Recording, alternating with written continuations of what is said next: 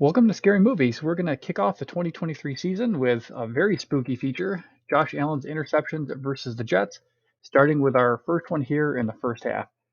We have Allen over here on the left-hand side, and this is the point in time where he's already made the decision to throw, and he's winding up to let loose, as we know, which will be a bad result. Let's take a look at a few things here on this slide.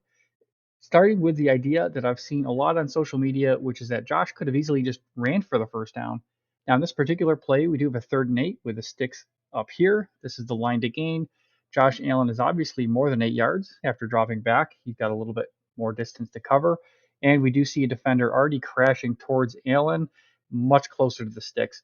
One-on-one, Allen's got decent odds, but you never know. So this is not a guaranteed thing. So should Josh have ran? Maybe. Is a guarantee? Definitely not. Now, I do want to point out again, he's already made the decision to throw. Look at the body mechanics here. He's already winding up to make the throw, which we know is going to have a bad result, but he's already made that decision. So I'm going to point out another option as we move forward with our slides. But with that particular option, which I just circled there, I'm not going to say that this is a guarantee because, again, when Josh is reading the field, this route is back here. It may not have looked as appealing as it will as we progress through. So let's take a look, first noting that we are launching from about the 27.5 yard line, which will come into play in a little bit. As you know, we all love the math here for Scary Movies and, Bill's Mafia. So as we progress through these slides, take a look at this route. If Allen had launched it over here, we have a lot of open field. Floating this ball over his man could have been an easy completion and definitely a huge gain, which I think we all would have preferred to what the end result was. I want to point out he did make this decision a long time ago. This is where we're looking for the route. This did end up with double coverage, which if we want to rewind this a little bit, we're not going to see the full route, but this was pretty well covered most of the way through. So regardless of a few factors, this is definitely not the best decision Josh Allen has ever made. And I noted that we launched from about the 27.5 yard line. The catch interception in this case is right around the 13 yard line, 12.5 ish. So we are looking at a throw that is over 60 yards through the air, and he manages to overthrow his man. So cannon for an arm, not a wonderful throw, and definitely not the best decision. Now, do I really hate this one? I don't love it. But on the other hand, 3rd and 8, we didn't have perfect options around the field regardless. So this is maybe a low percentage play. What we end up here really with is a terrific punt. The Jets did get it back at the 4 yard line. So really you couldn't ask for a much better punt than this if the 3rd and 8 had been completed. So I don't love this one, but I also don't hate it. Now going to our next play, this is a 2nd and 13, which will definitely come up for our options. And let's just take a look at this one. So the big thing that I really want to emphasize here is that this is 2nd down. So 2nd and 13, we did see the line of scrimmage was back a little bit behind our original line. So we do have a little bit of ground to make up here. We have Tyler Bass, who has a huge leg. We don't necessarily even need to make the first down. If we just gain some of this ground back, the Bills will score some points. So the decision making is definitely going to be critical here. Now, Jets are getting some pressure. Josh Allen really has some limitations in the pocket here, which is certainly a factor with every throw. But he does have the ability pretty much to, let it rip. This is the slide I really want to focus on for this particular throw because we do have James Cook down here. He's not going to gain the 13 yards, but we don't need him just yet. Again, it's 2nd down. He is past the original line of scrimmage, so this will be a positive result. Quick flick to Cook certainly could have gained some good yardage.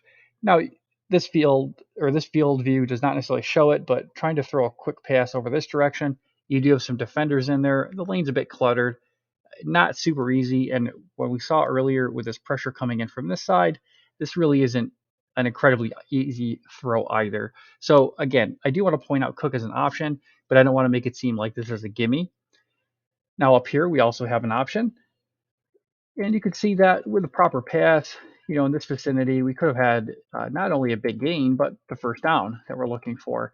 But again, when the decision to throw is made, it's just not as easy as it sounds after the fact.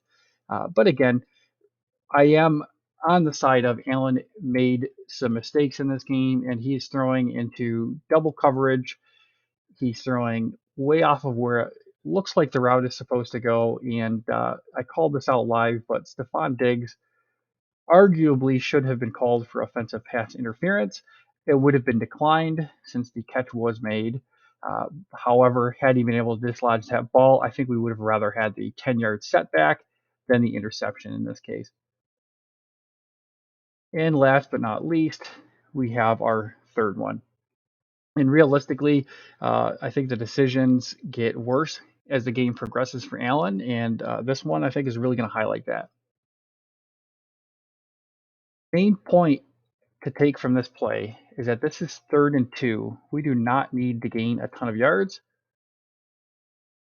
So the line to gain is the 45. This is the moment when the ball is thrown, but let's rewind for just a moment. A lot of flack for Ken Dorsey. For some reason, he's the newest whipping boy, but let's take a look at this duo here with Stephon Diggs. As we are working through the play progression, we have the tight end looking like they're running a route. This is something we used to see the Patriots do. Now, this is technically a route, so we won't be called for a penalty, but look at the separation it does give Stephon Diggs right at the line to gain. If the play was designed towards this side as a primary read, this would have been one of the easiest first downs you see all game. Again, going with the reality here, Allen is looking towards this side of the field, so his primary reads probably are over to this side of the field. So while we can point out how open Stephon Diggs is, looking through the progressions is not something that we can just say, hey, this is a gimme. Obviously, hindsight again. But up here, this is the side of the field Josh Allen's looking for. Here are his 2 targets. We know he targets Gabe Davis. But here, again, we're past the 45. This is a pretty easy throw for Allen. If he had made this one instead, you would have seen a much different result here. Let's evaluate the what did occur part, which is to Gabe Davis. Now, when the interception is actually made, this looks like double coverage. It looks like everybody's swarming to Gabe Davis, but that's not really the reality that Josh Allen was seeing. I think compared to a few people, I'm going to pick apart the throw more than the decision.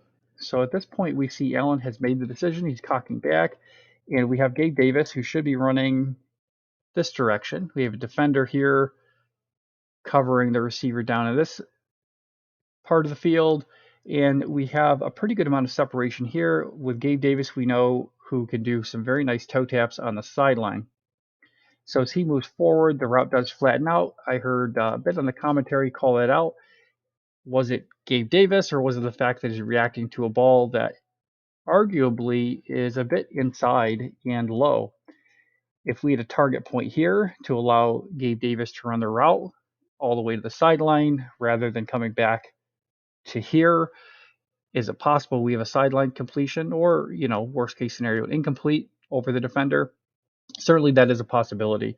So we do have a couple of options underneath that, had they been our reads, would have been a first down. We have some defense of what Josh Allen was thinking with the throw, but just a poor throw, not the best decision on the field either. So again, I don't think it's the worst decision of his life. Poor decision with a poor throw, not a great combo. And I know there was that 4th turnover, but I just don't think I have it in me to make a movie that scary. So we're going to call it with just the interceptions for the day. Don't forget to hit like, subscribe, and yeah, it's too late to avert your gaze. You've already seen it, but thank you for watching.